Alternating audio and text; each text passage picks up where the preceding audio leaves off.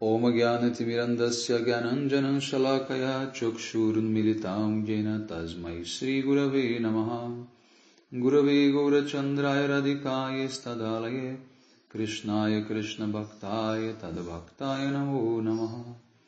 Narayanam Gurum Vande Sharanyam Bhakta Bandhavam Gauramanovistam Purnam Radha Dasyam Pradayakam Rupanugacharya Varyam Rupamanjari Preshtakam Patita Pavana Bandhavam Yugacharya Narayana Vanchakalpatarubhyasya Kripa Sindhubhya eva cha Patitanam Pavanebhyo Vaishnavebhyo Namo Namaha. Namo Mahavadanyaya Krishna Prema Pradayate Krishnaya Krishna Chaitanya Namne Gaura Tuise Namaha. Shama Sundara Shikanda Shekara Ismiraha Sara Murali Manohara Radhikara Shikamam Kripanide Swapriya Charana Kinkarim Kuru Tapta Kanchana Gaurangi Radhe Vrindavaneshwari Vrishabhanu Sute Devi Pranamami Haripriya Vrindai Tulasi Devyai Priyai Keshava Sacha Krishna Bhakti Prade Devi Satyavatyai Namo Namaha. Shri Krishna Chaitanya Prabhu Nityananda Shri Advaita Gadadhara Srivasadi Gaura Bhakta Vrinda. Hare Krishna Krishna Krishna Hare Hare Hare Ramo Ramo Hare Hare. Primeiramente eu gostaria de dar início oferecendo as minhas mais humildes e respeitosas reverências à poeira dos pés de lótus de Paramaradatama Shri Guru Pada Padma Nittarila Pravistam Vishnupada Paramahamsa Paribhajacharya Astottara Sata Srimad Shila Bhaktivedanta Narayana Goswami Maharaj Shila Gurudev, e também a todos os Shri Rupanu Gauriya Guru Varga, a todos os Tridandi Sannyasis, Brahmacharis, Vaishnavas e Vaishnavis, e a todos aqui hoje reunidos as minhas mais respeitosas reverências. Então, pela misericórdia sem causa de Shila Gurudeva, de todos os nossos mestres do passado, presente e do futuro, nós podemos nos reunir mais uma vez para dar sequência à leitura do Uddhava Gita, capítulo 14, verso 23. Quando finalmente nos tornamos aversos à natureza ilusória, temporária deste mundo material, e assim alcançamos o estado de desapego, a mente, guiada então pelas instruções do mestre espiritual, gradualmente abandona a falsa identificação com a matéria. Então, Krishna aqui diz a importância de nós seguirmos as orientações do mestre dentro desse processo de conquistar os nossos sentidos. O mestre, ele vai dar instruções para nós muito importantes nesse processo. Instruções bem pessoais, bem diretas, sobre como controlar os nossos sentidos, evitando certas situações, tomando certas precauções, fazendo essa ou aquela atividade, enfim, de uma maneira X, de uma maneira Y. Todo esse acompanhamento é fundamental para que nós possamos evitar todos os perigos, perigos que são bastante sutis, inclusive, dentro desse processo de controlar os nossos sentidos e nos desapegarmos do mundo material. 24. A mente, ela pode se fixar na Suprema Personalidade de Deus através do caminho do yoga, começando com os yamas, através da lógica e da razão, sob a orientação de um mestre espiritual, ou me adorando e meditando sobre mim. Não existem outros caminhos além desses. Então, através de regras, como yamas, através do uso da lógica e da racionalidade, através da orientação de um mestre espiritual, ou por me adorar e meditar sobre mim. né? Não existem outros caminhos além desses. Pode ser que você use os 3 caminhos ao mesmo tempo, pode ser que você use 2 ou apenas um deles. 25. Se o yogi, devido ao seu descuido, ele pratica alguma atividade abominável, ele deve então tentar anular as reações pecaminosas simplesmente por praticar novamente o yoga. Ele não precisa passar por nenhuma, vamos dizer assim, punição severa ou adotar nenhum outro método para se purificar. Ou seja, a própria prática ela já é em si purificatória. Então, você cometeu algum erro muito abominável, simplesmente volte à sua prática normal e faça com que automaticamente esse erro seja reparado. Tá? Isso a gente chama de prayaschitta. Prayaschitta significa expiação de pecados. Tá? Não existe nada mais poderoso do que a expiação do pecado, do que cantar os santos nomes do Senhor. Então, principalmente para essa era que nós vivemos, é recomendado o cantar dos santos nomes, para expiar todos os pecados. Então, cante o máximo que você puder, cante muitos Mahamantras diariamente, e automaticamente os seus pecados serão expiados, tudo aquilo que você está fazendo de errado será automaticamente corrigido, e principalmente a tendência de cometer pecados será removida. Porque não adianta você querer só expiar os pecados e continuar pecando. É importante o quê? É importante que nós eliminemos a tendência de cometer pecados. Isso só é possível através do cantar dos santos nomes. Verso 26. Para um transcendentalista aspirante, a observação sincera de sua prática constitui piedade, e a negligência das práticas espirituais constitui pecado. Com este entendimento do que é certo e errado, então ele deve se desapegar das atividades de gratificação dos sentidos através de uma prática sincera de disciplinas.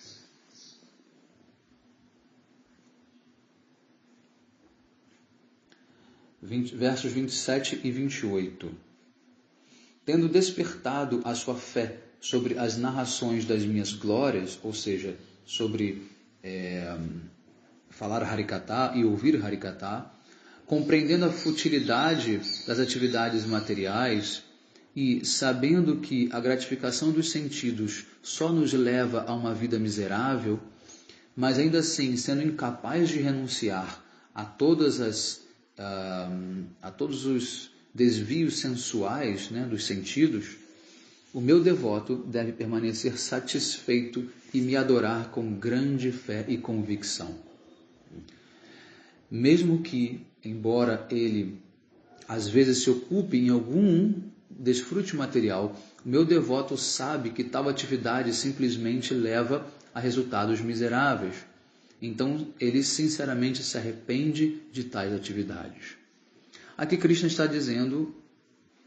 relatando um nível de devotos. Um nível de devoto, que é aquele devoto que já entende o que é certo e o que é errado. Aquele devoto que já sabe quando comete um erro, mas muitas vezes comete por fraqueza, comete por não conseguir controlar os seus impulsos. Mas no momento em que ele comete aquele erro, ele automaticamente se arrepende, ele não deseja cometer aquele erro e ele simplesmente volta a se ocupar no serviço do Senhor Supremo. Tá? Então, para esse devoto, as reações elas são menores. Por quê? Porque ele não está errando por negligência ou por desejo meramente, vamos dizer assim, consciente. Mas ele está errando por não conseguir se autocontrolar. Isso é muito comum. Muitos devotos, a grande maioria está nesse estágio, de saber que não pode, mas ao mesmo tempo não conseguir deixar de fazer. É uma condição. E enquanto houver esse anarta no coração dessa pessoa, desse devoto, ele não vai conseguir automaticamente se controlar e ele vai sempre cair. Mas contanto que ele se arrependa, né, as reações são mínimas. Tá? Que ele se arrependa e que ele busque sempre se retificar, sempre não tentar repetir aquela qualidade. Tá?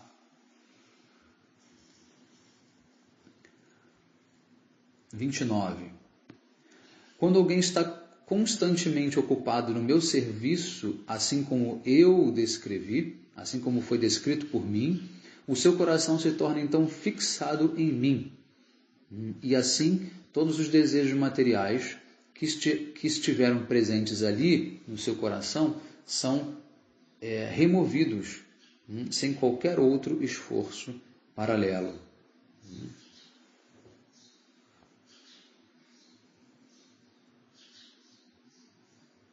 Aqui no comentário tem uma pergunta de Srila Prabhupada bem interessante que ele diz: alguém poderia perguntar, os devotos do Senhor não sofrem misérias materiais assim como outras pessoas? E a resposta dada para esse verso define tudo. Tá? Ou seja, com certeza não. Os desejos materiais que estão presentes no coração de um devoto são gradualmente destruídos, né? Assim, enquanto ele continua ouvindo com muita fé as glórias do Senhor Supremo e se ocupa em seu serviço devocional. Um devoto do Senhor situa Krishna, ele coloca Krishna num belo trono dentro do seu coração e ali ele oferece seus serviços constantemente ao Senhor. Assim como o sol nascente gradualmente elimina todos os traços de escuridão, a presença do Senhor no coração faz com que todos os desejos materiais ali despertos sejam totalmente dissipados. Ou seja, um devoto sofre muito menos do que uma pessoa normal, né? Com certeza. Verso 30.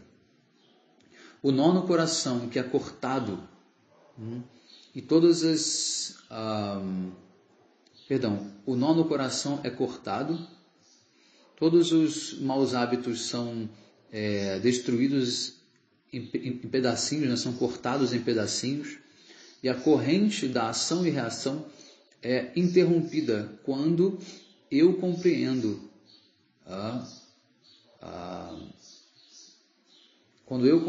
ser a Suprema Personalidade de Deus. Quando eu sou entendido como a Suprema Personalidade de Deus. Né? Ou seja, Krishna diz, quando alguém me reconhece como a Personalidade de Deus, né? Como a Suprema Personalidade de Deus, então os nós do coração são cortados, os maus hábitos são cortados em pedaços, e aquela corrente de ação e reação são totalmente, vamos dizer assim, anuladas, né? Paradas. Verso 31. Para aquele que fixou a sua mente em mim, estando constantemente ocupado no meu serviço devocional, uma mera renúncia e um cultivo de conhecimento não são considerados meios para alcançar a perfeição. 32 e 33. O que quer que possa ser alcançado pelo processo de elevação que está recomendado nas Escrituras pode facilmente ser alcançado pelos meus devotos. Se o meu devoto desejar liberação da existência material ou residência num planeta celestial, ele pode alcançar isso sem qualquer dificuldade. Só que a diferença é que o devoto não quer isso. Mas quando o devoto quiser qualquer coisa, está à disposição dele, absolutamente qualquer coisa. Aqui, entenda-se um devoto puro, né? 34. E mesmo que eu ofereça a liberação desse ciclo de nascimentos e mortes para esses devotos puros, que são muito sóbrios, eles não aceitam. Então aqui Krishna já confirma o que eu disse, que o verso anterior fala de devotos puros, porque ele está colocando aqui claramente que até quando ele oferece a esses devotos puros a liberação do ciclo de nascimento e morte, eles não aceitam. Por quê? Porque os devotos não querem liberação. Os devotos querem servir Krishna. É isso que eles querem. 35. A perfeição pela liberação é alcançada, a perfeição da liberação é alcançada quando nós estamos completamente desapegados da matéria. Um devoto que não tem qualquer ambição pessoal é elegível para se ocupar no meu serviço devocional amoroso. 36. Os meus devotos unidirecionados, exclusivos, que não têm qualquer apego material, que tratam as entidades vivas de maneira equânime e que me alcançaram, ou seja, eu que estou além do alcance da inteligência material, não estão sujeitos ao quê? A piedade ou a impiedade material, que surge do bem e do mal deste mundo material. Então, Krishna está dizendo que nós precisamos ir para além da dualidade de bem e mal. O mundo material é feito de dualidades. Nós precisamos tentar ver a realidade além do bem e do mal. E ver simplesmente o absoluto na relação com Krishna. 37.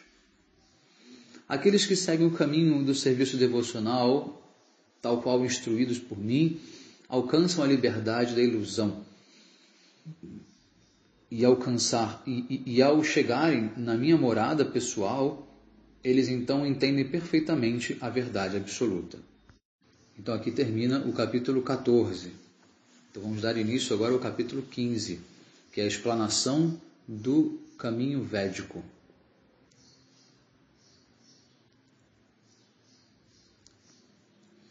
Texto 1. Krishna diz: aqueles que não seguirão o caminho do serviço devocional, do conhecimento especulativo, das atividades fruitivas, tal como descritas por mim, e simplesmente trabalharão para satisfazer os seus desejos materiais insignificantes, eles certamente continuarão no ciclo de repetidos nascimentos e mortes. Então, Krishna ele deu a solução para a existência material.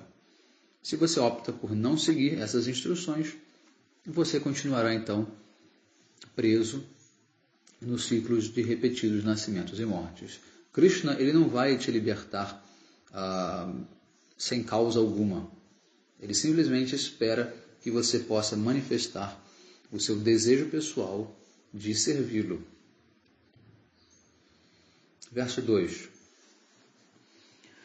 Permanecer fixo na sua posição é conhecido como piedade ou uma boa qualidade. E desviar-se da sua posição é conhecido como impiedade ou falha, defeito. É assim que a piedade e impiedade devem ser definidas.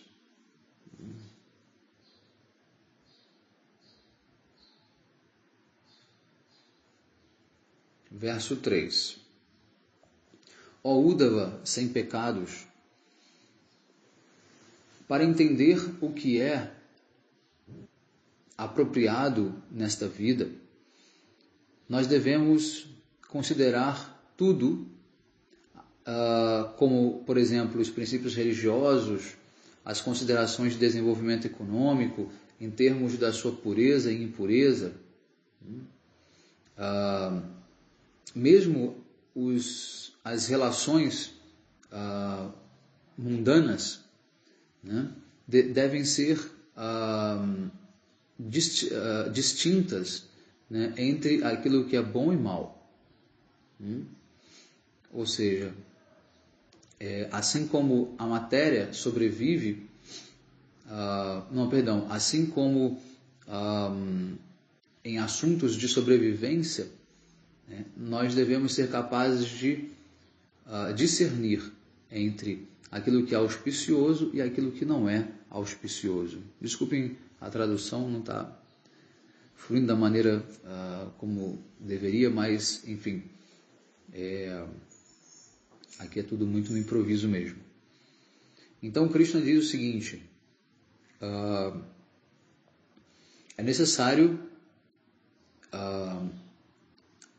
avaliar cada coisa na existência como sendo boa ou ruim, baseado no seu nível de pureza ou impureza. Mesmo as nossas relações mundanas devem ser avaliadas entre aquilo que é bom e mal. Você deve fazer esse julgamento, até porque você precisa rejeitar o que é mal e aceitar o que é bom. Então, quando a gente fala que não devemos ver em termos de dualidade, não significa que não devamos excluir aquilo que é mal para nós. Mas devemos entender que não se limita à dualidade e que a nossa meta é transcendental.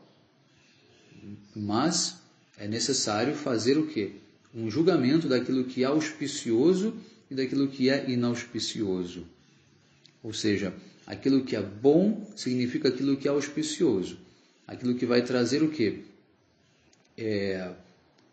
Ventos favoráveis, aquilo que será favorável à sua prática devocional, à sua prática espiritual. Isso é auspicioso. Aquilo que é inauspicioso ou que é ruim é tudo aquilo que vai contra a sua prática espiritual. Tá? Esse é o caminho. Verso 4. Eu então revelei esses métodos esses métodos capazes de fazer a distinção entre aqueles que querem carregar o fardo de manter princípios religiosos mundanos. Ou seja, todo o esforço de Krishna é para dizer que existem princípios religiosos que são mundanos e outros que são transcendentais. E você precisa fazer o julgamento correto para que você não seja enganado, para que você não perca o seu tempo com aquilo que, na verdade, não está sendo relacionado com a tua prática espiritual. Verso 5. A terra, a água, o fogo, o ar, o éter são os 5 elementos grosseiros que emanam do Senhor Supremo, né, que fazem o quê? Que constroem os corpos das entidades, das almas condicionadas, desde o Senhor Brahma até a mais insignificante folha de grama. Todos são feitos de 5 elementos. E esses 5 elementos, eles emanam do Senhor Supremo, ou seja, Krishna cria esses 5 elementos. Não é o Senhor Brahma que cria os 5 elementos. O Senhor Brahma, ele vai apenas juntar, misturar esses ingredientes dos 5 elementos para criar os objetos, né? Para dar molde aos objetos. Verso 6. Meu querido Uddhava, embora os corpos materiais sejam constituídos desses mesmos 5 elementos, diferentes nomes são dados para cada um deles, para que possam ser distinguidos entre si. E assim, podemos então avançar em direção à nossa meta de vida superior. Ou seja, apesar de tudo ser feito de 5 elementos, as coisas não têm o nome dos 5 elementos. Cada coisa tem o seu nome, da maneira como ela foi modelada com os 5 elementos. Então, a partir daí, você cria uma distinção, uma nomenclatura, para que você possa saber aquilo que deve ser seguido, aquilo que vai te levar à meta superior e aquilo que não vai te levar à meta superior. Então, verso 7. Os devotos mais avançados...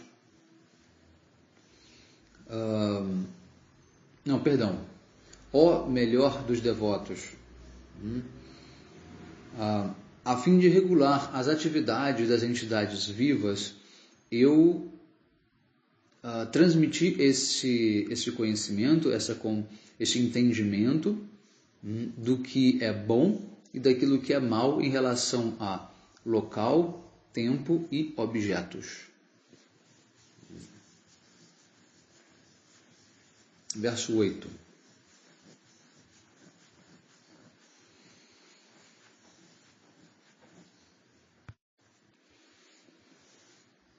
No verso 8, o Krishna diz o seguinte: aqueles locais onde veados não podem ser vistos, onde o respeito não é dado aos brahmanas, onde a limpeza, de modo geral, e atividades e rituais purificatórios da sociedade védica são negligenciados, onde comedores de carne predominam e onde a terra ela é infértil, como por exemplo em Kikata. Então esses locais devem ser considerados como contaminados. Devem todos ser considerados como locais contaminados.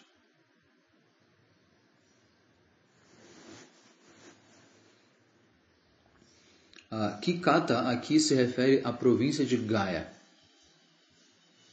Tá?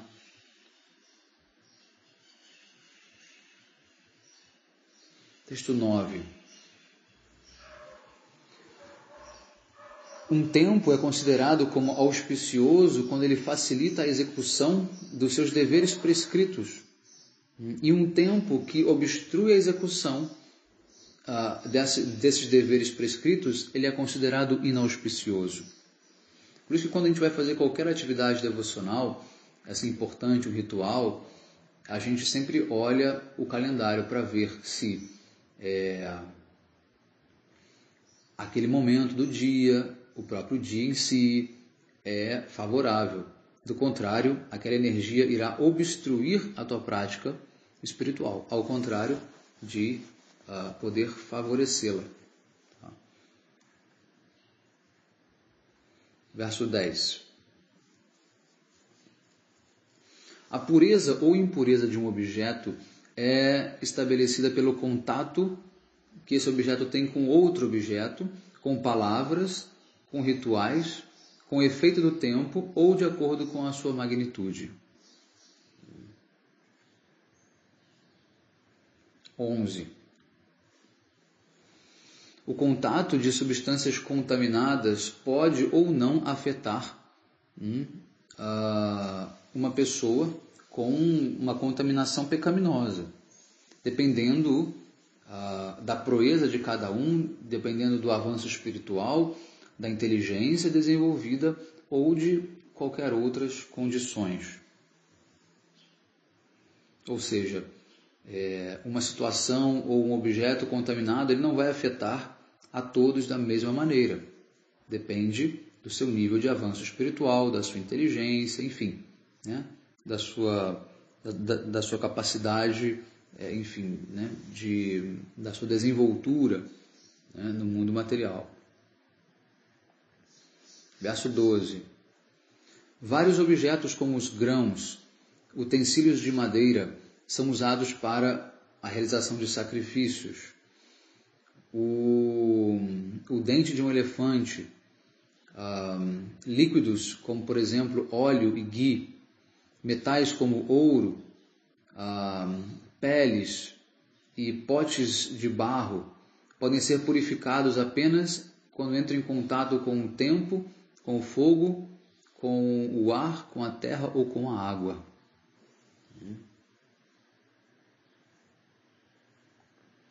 13.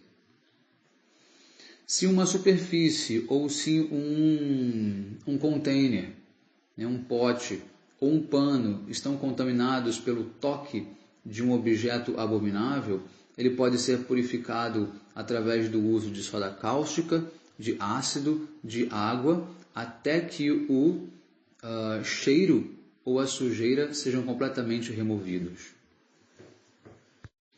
Verso 14.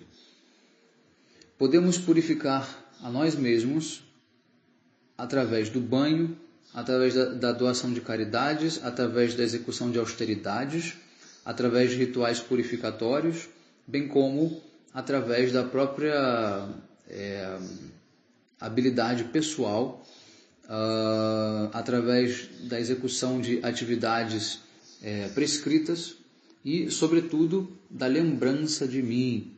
Então, aquele que se lembra de Krishna se purifica de tudo. Tem até um verso que diz, sobre lembrar-se de Krishna, né, que a gente chama de Snana Mantra. Quando você se lembra de Krishna, é como se você tivesse tomado um banho, né, e se purificado. Aquele que é 2 vezes nascido deve se purificar antes de se ocupar em qualquer dever prescrito, qualquer atividade, né, religiosa. Verso 15. Um mantra é purificado quando ele é ouvido da boca de um mestre espiritual fidedigno. As suas atividades são purificadas quando o resultado delas é oferecido a mim. Um local purificado, um tempo purificado, ingredientes purificados, mantras, né, e etc. E a negligência de todos eles constitui um processo de irreligião. Então, aqui Krishna diz na primeira linha que um mantra ele é purificado quando ele é ouvido através da boca de um mestre espiritual. Então, quando você vai cantar o Mahamantra por sua própria, vamos dizer assim, iniciativa, esse mantra não é tão puro. Agora, quando você ouve o Mahamantra do mestre e começa a cantar, automaticamente, o que vai acontecer? Esse mantra será puro e ele terá um efeito muito maior quando você cantá-lo do que quando você estiver cantando sem antes ter ouvido, por exemplo, o Mahamantra do mestre na iniciação.